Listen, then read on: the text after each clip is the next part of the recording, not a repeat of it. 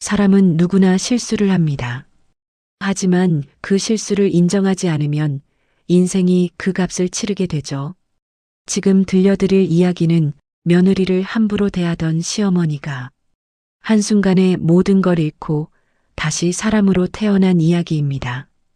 대기업 회장 딸인 줄 모르고 임신 초기 며느리를 폭행한 시어머니. 지금부터 황혼 인생극장에서 시작합니다. 제 이름은 윤정숙입니다. 67살이고 평생 장사를 하며 아들을 키웠습니다.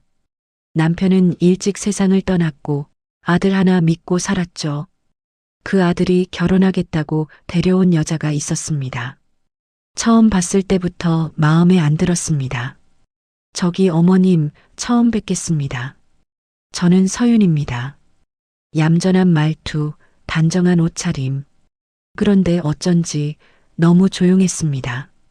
그 조용함이 마음에 들지 않았습니다. 그래요. 요즘 젊은 사람답게 아주 얌전하네. 감사합니다. 근데 직장은? 요즘은 잠시 쉬고 있습니다. 쉬어요? 결혼 앞두고? 그녀는 대답 대신 고개를 숙였습니다. 그 모습이 괜히 거슬렸습니다. 속으로 생각했습니다. 그래, 아들 월급에 기대서 살겠다는 거구나. 결혼식 날, 친정 식구가 단 한 명도 오지 않았습니다. 나는 그게 더 의심스러웠습니다. 아니, 부모님은 사정이 있어서 못 오셨어요. 사정? 건강이 좀 안 좋으셔서. 나는 마음속으로 단정지었습니다. 부모도 없는 애구나. 잘됐다. 이제 우리 집 규칙대로 살아야지. 결혼 후 아들 부부는 내 집 아래층으로 들어왔습니다. 같은 건물, 다른 세상 같았죠. 며느리는 조용했고 집안일도 느렸습니다. 나는 그게 싫었습니다. 서윤아, 이불은 저녁에 털면 먼지가 안 빠져. 그런 것도 모르니? 아, 네, 죄송합니다. 죄송하단 말보다 다음엔 제대로 해. 그녀는 고개를 숙인 채 조용히 방으로 들어갔습니다. 그 뒷모습이 또 마음에 안 들었습니다. 어느 날 아들이 늦게 들어오길래 문을 열었습니다.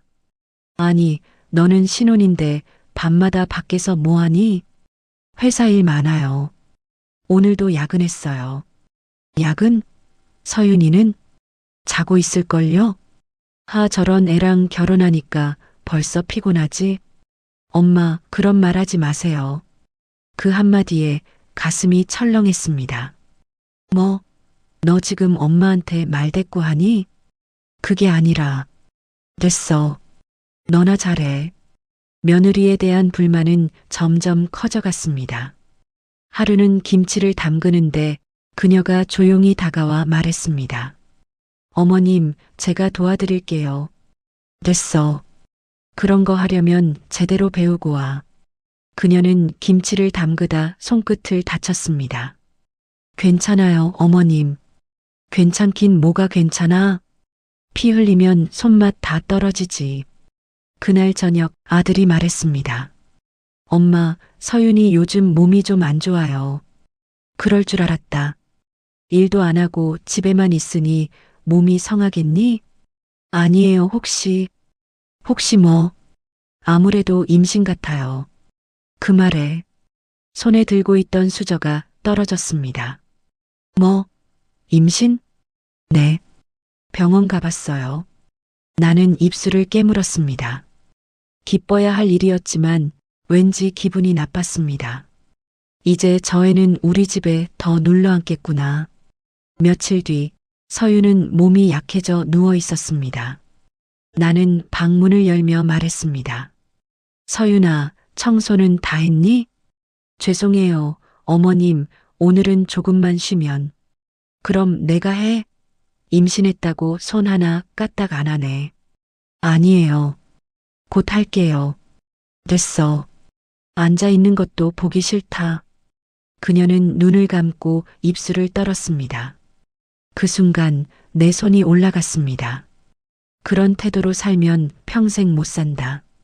찰싹 방 안에 소리가 울렸습니다.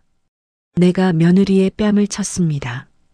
그리고 곧바로 후회가 밀려왔습니다. 어머님, 그녀의 입술이 파랗게 질렸습니다. 괜찮아요. 정말 괜찮아요. 괜찮긴 뭐가 괜찮아. 죄송합니다, 어머님. 그녀는 고개를 숙인 채 울었습니다. 그 울음이 묘하게 나를 불안하게 만들었습니다. 속으로 생각했습니다. 내가 왜 이러지? 그냥 평범하게 살던 아이였는데 왜 저 아이를 보면 화가 나는 걸까? 며느리는 그날 이후 말을 거의 하지 않았습니다. 집안의 공기가 무겁게 가라앉았습니다. 아들은 출근하고 나는 밥상을 차리며 중얼거렸습니다. 이젠 눈치만 보고 사네. 어디서 그런 애를 데려왔는지 원. 그때 방 안에서 서윤이 나왔습니다. 얼굴은 창백했고 손엔 작은 쪽지가 들려 있었습니다. 어머님, 이거 병원 예약증이에요. 병원? 네, 내일 정밀 검사 받아요. 정밀 검사? 무슨 큰일이라도 있니? 그냥 확인차요. 그녀는 말끝을 흐렸습니다. 나는 고개를 돌렸습니다. 요즘 여자들 참 호사스럽게 산다. 조금만 아파도 병원. 그날 밤 비가 내렸습니다. 나는 소파에 앉아 TV를 보고 있었고 서윤은 방 안에서 조용히 통화를 하고 있었습니다. 네, 아빠 괜찮아요. 그냥 조금 피곤해서. 순간 귀가 번쩍했습니다. 아빠? 그녀는 통화를 끊고 당황한 듯 나를 보았습니다. 누구랑 통화했니? 그냥 친구요. 분명히 아빠라 했잖아. 아, 그건. 서윤아, 솔직히 말해. 내 아버지 뭐 하시는 분이야? 그냥 회사 다니세요. 회사? 어디? 그냥 작은 회사요. 나는 비웃었습니다. 작은 회사 다니는 사람 딸이 이런 비싼 옷을 입고 결혼하냐? 그녀는 아무 말도 하지 않았습니다. 그 침묵이 더 기분 나빴습니다. 다음 날 아침 그녀는 병원에 갔습니다. 그리고 오후에 낯선 번호로 전화가 걸려왔습니다. 어머니, 저 병원이에요. 그래, 무슨 일 있니? 지금 서윤 씨 상태가 많이 안 좋아요. 네. 임신 초기인데 스트레스가 심해서 유산 위험이 높습니다. 그 말에 손에서 국자가 떨어졌습니다. 뭐라고요? 지금 보호자분이 오셔야 합니다. 나는 급히 병원으로 달려갔습니다. 병원 복도 끝 서윤은 하얀 병실 침대 위에 누워 있었습니다. 손끝엔 링거줄이 꽂혀 있었고 얼굴은 창백했습니다. 서윤아. 그녀는 천천히 눈을 떴습니다. 어머님 오셨어요. 그래, 괜찮니? 조금 괜찮아요. 그때 간호사가 들어왔습니다. 환자분, 보호자 서명이 필요합니다. 제가 보호자예요. 아, 잠시만요. 간호사는 무언가를 확인하더니 고개를 들었습니다. 환자분 보호자 명단에 회장님이라고 적혀 있는데요. 네. 서윤님 아버님, 재영그룹 회장님이라고 되어 있습니다.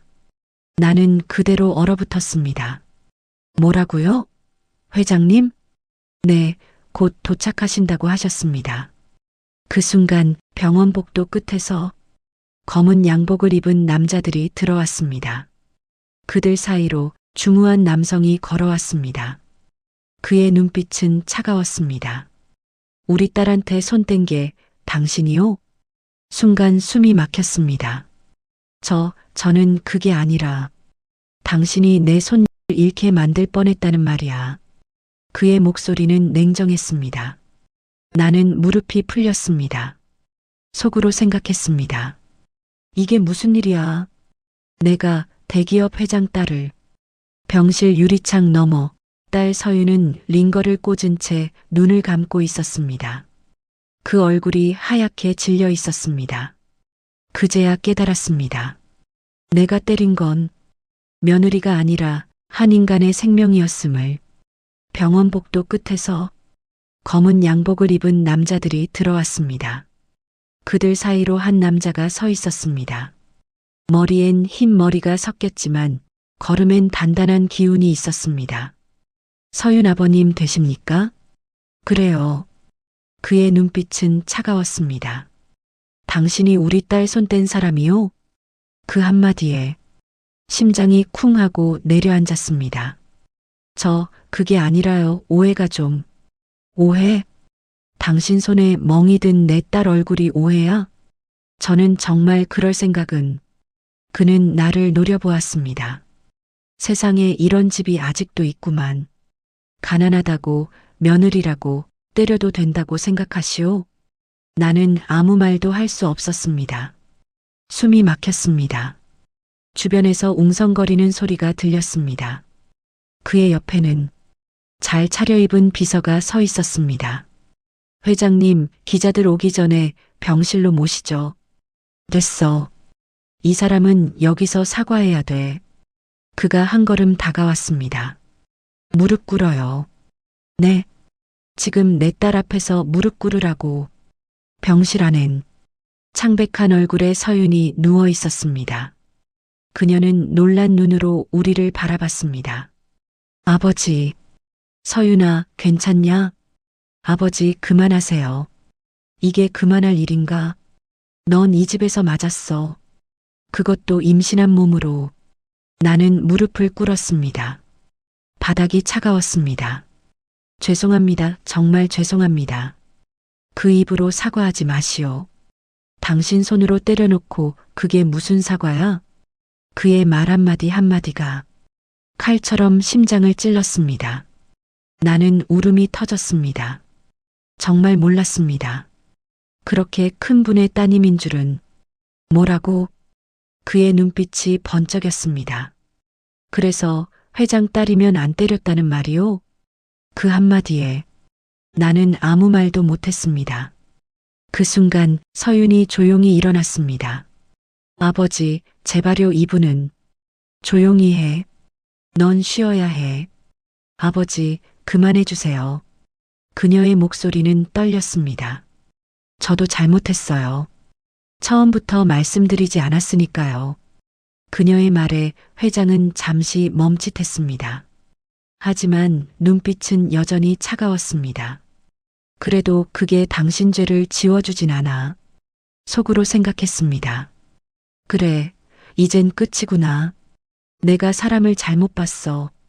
그날 저녁 나는 병원 복도 의자에 앉아 있었습니다. 비서가 다가와 말했습니다. 회장님께서 손대지 말라고 하셨습니다. 네. 법적으로 처리 안 하신다고요. 그 대신 아드님과의 관계는 끝내겠답니다. 나는 그 자리에 주저앉았습니다. 끝내겠다고? 결혼을? 그럼 내 아들은? 밤늦게 아들이 병실에서 나왔습니다. 엄마 왜 그랬어요? 난 그냥 임신한 사람을 때렸어요. 난 몰랐어. 그런 상태인 줄은. 몰랐어도 사람이 사람을 때리면 안 되잖아요. 그의 말이 너무 뼈아팠습니다. 엄마, 서윤이 아버지 회장님이 이혼하라 하셨어요. 뭐? 내가 붙잡아 봤지만 소용없어요. 그럼 너 이혼할 거야?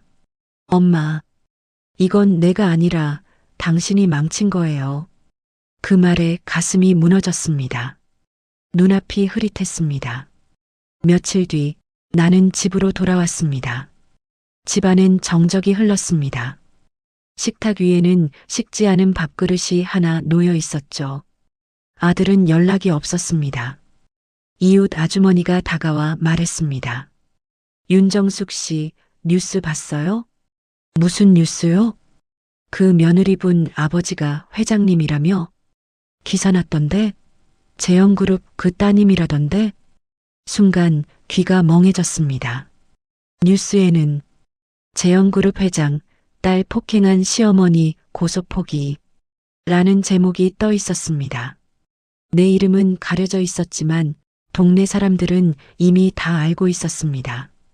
아이고, 어떻게 그런 일을. 무섭다, 무서워. 나는 대문을 닫고 들어왔습니다. 창문을 닫고 커튼을 치고 조용히 숨을 죽였습니다. 손끝이 떨렸습니다. 밤이 되자 전화벨이 울렸습니다. 엄마, 준호야, 너 어디야? 회사 근처에요. 아버지 회사 인수하셨대요. 뭐? 회장님이요. 엄마가 운영하던 가게, 그 그룹 자회사로 편입됐어요. 그리고 엄마 이름은 대표 명단에서 지웠어요. 그 말이 들리자 눈앞이 까맣게 변했습니다. 그럼 나는, 엄마, 이제 좀 쉬어요. 세상이 달라졌어요. 속으로 생각했습니다. 그래, 이제 내가 하던 말들이 돌아오고 있구나. 사람 위에 사람 없다는 말, 이젠 내가 배울 차례구나. 다음 날 가게 앞엔 재현식품 직영점이라는 새 간판이 붙어 있었습니다. 그 밑에서 일하던 직원이 내게 말했습니다. 사장님 아니, 이젠 회장님 직영이라네요. 그래, 그렇겠지. 나는 그 자리에 서서 낡은 앞치마를 벗었습니다. 손끝이 허전했습니다. 그래, 이게 벌이지. 사람 함부로 대하면 인생이 돌려준다. 병원에서 퇴원한 서윤이 내게 편지를 보냈습니다. 어머님, 저도 많이 아팠어요. 하지만 미워하고 싶진 않았습니다. 우리 아이가 세상에 나올 때 미움보단 용서 속에서 자라길 바라니까요. 편지 끝에는 작은 초음파 사진이 붙어 있었습니다. 그 안엔 아직 작지만 분명한 생명이 있었습니다. 그날 밤 나는 무릎을 꿇고 울었습니다. 서윤아, 미안하다. 미안하다. 눈물은 멈추지 않았습니다. 그 눈물은 죄의 대가이자 조금은 늦은 깨달음이었습니다. 그날 이후 나는 세상과 문을 닫았습니다. 전화는 오지 않았고 사람들은 나를 피했습니다. 시장에 나가면 수군거림이 들렸습니다. 저기 저 사람, 뉴스에 나온 그 시어머니래. 손이 떨렸습니다. 장갑을 끼고도 떨림이 멈추지 않았습니다. 사람은 입으로 죽는 게 아니라 손으로 죽는다. 혼잣말을 하며 고개를 떨궜습니다. 밤마다 병원에서 본 서윤의 창백한 얼굴이 떠올랐습니다. 어머님 오셨어요. 그 목소리가 귓가에서 맴돌았습니다. 며칠 뒤 아들 준호가 찾아왔습니다. 엄마, 서윤이 아이 살았어요. 그 말에 숨이 멎었습니다. 정말이야? 응. 위험했지만 회복 중이래. 그럼 서윤이는? 힘들지만 잘 버티고 있어요. 근데 엄마, 아직도 엄마를 보기 힘들대요. 그 말이 칼처럼 꽂혔습니다. 나는 아무 말도 하지 못했습니다. 엄마, 회장님이 조건 하나 주셨어요. 조건? 엄마가 직접 와서 사과하래요. 그냥 입으로 하는 사과 말고 진심으로. 그날 밤 나는 잠을 이루지 못했습니다. 거울 앞에 서서 내 얼굴을 봤습니다. 주름진 얼굴, 탁한 눈빛. 이게 내가 만든 얼굴이구나. 손을 모으고 기도했습니다. 부디 그 애가 용서해주게 해주세요. 그 애가 아니라 내 죄를 용서해주세요. 다음 날 나는 병원으로 향했습니다. 서윤은 침대에 앉아 창밖을 보고 있었습니다. 그녀의 배는 살짝 불러 있었고 얼굴엔 여전히 창백함이 남아 있었습니다. 서윤아. 그녀가 천천히 돌아봤습니다. 어머님, 나 미안하다. 정말 미안하다. 그녀는 아무 말도 하지 않았습니다. 눈빛만이 조용히 떨렸습니다. 나는 그 앞에 무릎을 꿇었습니다. 내가 사람 구분을 잘못했어. 가난이 죄인 줄 알았는데 그게 죄가 아니라는 걸 이제 알았다. 그녀의 눈가에 눈물이 맺혔습니다. 어머님, 그날 정말 무서웠어요. 하지만 저도 잘못했어요. 처음부터 솔직하게 말씀드렸어야 했는데. 아니야. 그건 내 탓이야. 나는 그녀의 손을 잡았습니다. 나도 엄마였는데 어떻게 다른 엄마의 딸을 그렇게 대했는지 모르겠다. 그녀는 조용히 고개를 끄덕였습니다. 우리 아이가 태어나면 그냥 할머니로 대해주세요. 회장님 딸로 아니라 사람으로요. 그 말에 가슴이 무너졌습니다. 눈물이 터졌습니다. 그래, 그럼 나는 할머니로 살게. 그게 내버리고 내 기회야. 속으로 생각했습니다. 그래, 이게 내가 다시 태어나는 순간이구나. 몇 달 후 봄이 왔습니다. 병원 마당에 벚꽃이 피었습니다. 서유는 병실 창문을 열며 말했습니다. 어머님, 봄이에요. 그래, 참 따뜻하네. 그녀의 배는 둥글게 부풀어 있었고 나는 매일같이 도시락을 싸서 병원에 들렀습니다. 김치, 미역국, 닭죽. 그녀는 말했습니다. 이젠 진짜 어머님 같아요. 이젠 진짜 며느리 같네. 두 사람의 웃음이 병실을 가득 채웠습니다. 그날 오후 의사가 병실 문을 열며 말했습니다. 축하드립니다. 순산이에요. 순간 모두가 울었습니다. 서유는 아기를 품에 안고 웃었습니다. 어머님, 우리 아이예요. 그래, 우리 손주구나. 나는 손끝으로 아기의 볼을 쓸었습니다. 작고 따뜻했습니다. 그 생명이 내 죄를 덮어주는 듯 했습니다. 그때 문 밖에서 회장이 들어왔습니다. 그는 나를 잠시 바라보다가 조용히 고개를 숙였습니다. 아이 잘 봤소. 회장님, 서윤이가 말했소. 당신을 용서했답니다. 눈물이 터졌습니다. 정말요? 하지만 한 가지 부탁이 있소. 말씀하세요. 이 아이가 클 때까진 당신이 인간답게 사시오. 그게 진짜 사과요. 네. 나는 고개를 숙였습니다. 며칠 뒤 아들은 나를 찾아왔습니다. 엄마, 서윤이 이제 집에 가요. 그래. 회장님이 새 집 마련해 주셨어요. 그럼 나도 가야지. 엄마, 거긴 우리 셋만 살아요. 순간 가슴이 철렁했습니다. 그래, 그래야지. 내가 거기 낄 자리가 없지. 그날 밤 나는 서윤에게 손편지를 남겼습니다. 서윤아, 고맙고 미안하다. 나는 이제 다시 장사하며 살 거야. 돈이 아니라 마음을 벌면서 내 아이가 웃을 때마다 그 웃음에 내 죄를 씻겠다. 며칠 후 시장 한켠에서 작은 분식집을 열었습니다. 서윤이네 김밥이라는 이름을 붙였습니다. 그건 며느리의 이름이자 내 인생의 새 시작이었습니다. 손님들에게 따뜻한 김밥을 건네며 웃었습니다. 많이 드세요.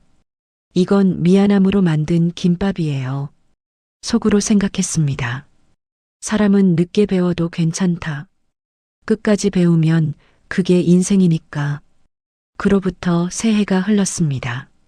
시장 분식집 간판엔 여전히 서윤이네 김밥이라는 이름이 걸려 있었습니다. 그 아래 작은 글씨로 써 있었습니다. 정직하게 만들면 따뜻하게 돌아옵니다. 손님들이 웃으며 말했습니다. 사장님, 이름이 참 예뻐요. 딸 이름이에요? 아니요. 며느리 이름이에요. 그들은 놀란 눈으로 나를 보았습니다. 요즘 그런 시어머니가 어딨어요? 그럼요. 그때는 몰랐죠. 지금은 그 아이가 내 선생이에요. 나는 웃으며 대답했습니다. 그 웃음엔 미안함보다 고마움이 담겨 있었습니다. 하루는 낯익은 목소리가 들렸습니다. 어머님. 고개를 들자 서윤이 서 있었습니다. 그녀 옆에는 3살배기 꼬마가 있었습니다. 동그란 눈, 오뚝한 코, 그리고 아버지를 닮은 미소. 우리 서연이에요.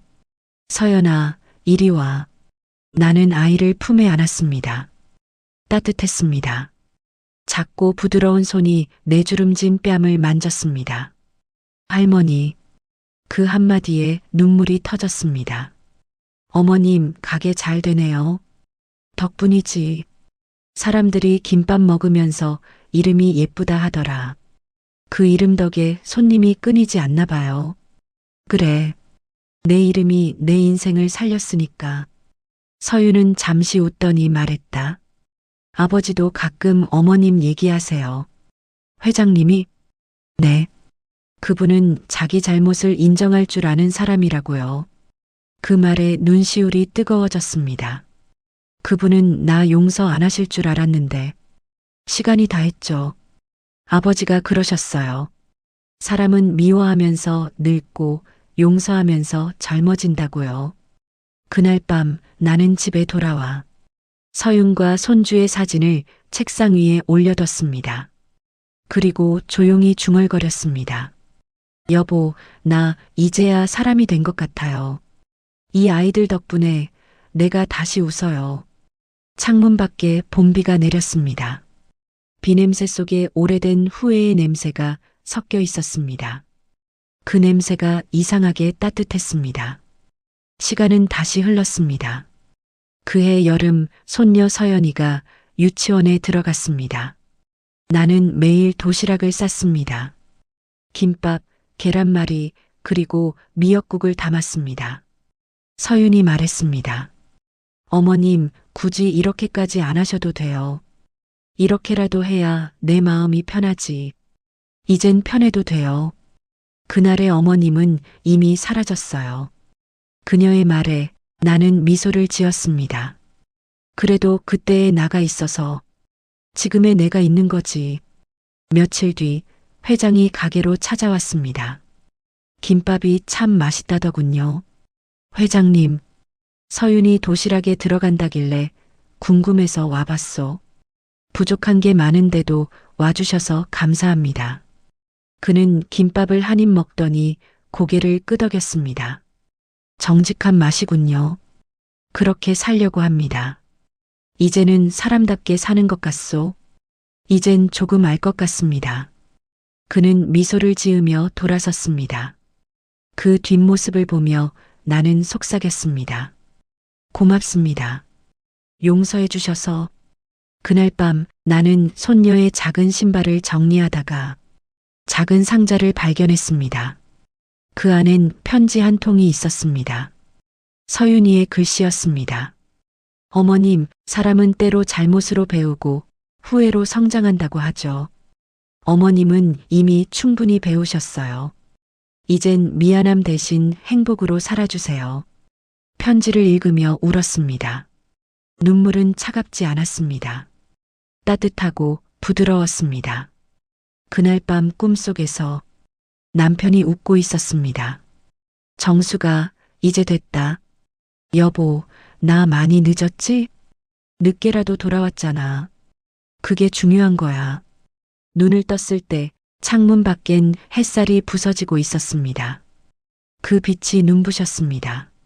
나는 손녀 서연이의 손을 잡고 시장 골목을 걸었습니다. 할머니, 김밥집은 언제까지 할 거예요? 할미가 힘이 닿는 데까지 해야지. 그럼 나도 도와줄게요. 그래, 그럼 할미랑 같이 말아보자. 둘이 나란히 웃었습니다. 그 웃음은 과거의 상처를 덮을 만큼 밝았습니다. 속으로 생각했습니다. 그래, 인생은 결국 사람 공부다. 나는 이제야 진짜 배웠다.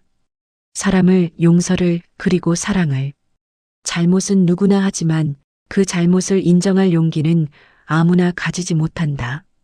그녀는 며느리를 때린 죄로 세상을 잃었고 며느리의 용서로 사람을 되찾았다. 인생의 끝에서 배운 한 가지. 사람을 함부로 대하지 말 것. 잘못은 누구나 합니다. 하지만 그 잘못을 뉘우치고 용서를 구할 줄 아는 사람만이 다시 사랑받을 자격이 있습니다. 그녀는 며느리를 때린 죄로 세상을 잃었지만 그 며느리의 용서로 사람을 되찾았습니다. 황혼 인생극장 다음 이야기에서도 또 한 번의 인생을 마주하게 될 겁니다. 오늘의 이야기 어떠셨나요?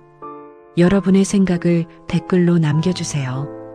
구독과 좋아요, 알림 설정까지 눌러주시고 공유해 주신다면 새로운 이야기로 찾아올게요. 오늘도 소중한 시간 내어주셔서 감사합니다. 항상 건강하고 좋은 하루 되세요.